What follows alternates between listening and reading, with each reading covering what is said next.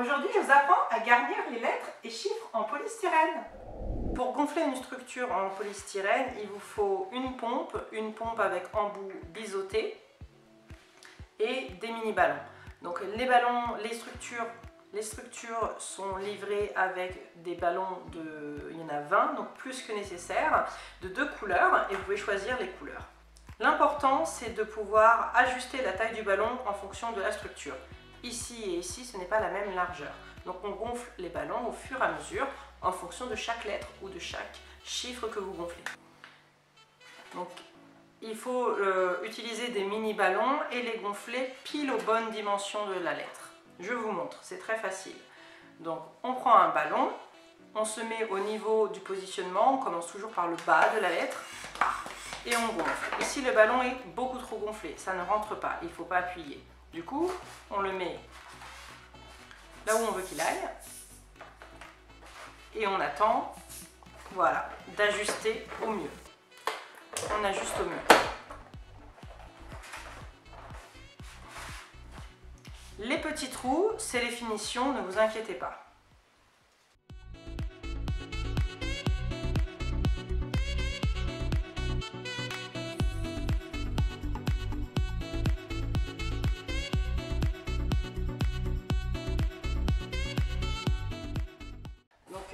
Ici j'ai gonflé un ballon et je me suis trompée, il est trop gros, vous voyez, on le met mais on sent bien que ça écarte la structure et que ça risque du coup de casser ou de faire de la pression, on l'enlève, c'est pas grave, on peut le percer et le ressouder plus.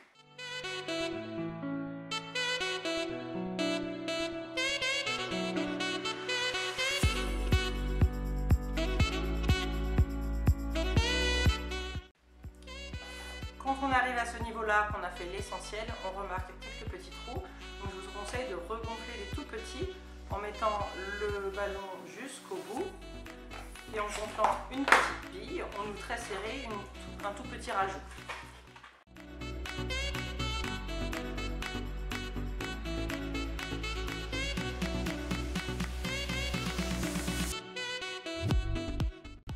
Quand on fait les petits rajouts de ballon, la queue est très grosse et vous risquez de les voir et donc c'est pas très beau.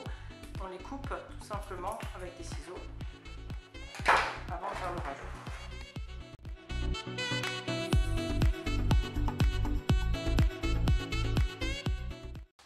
Et puis pour terminer, si vous avez envie de créer vos propres structures, on a un autre tuto où on vous montre comment créer votre propre structure en carton plume de la taille et de la forme que vous voulez.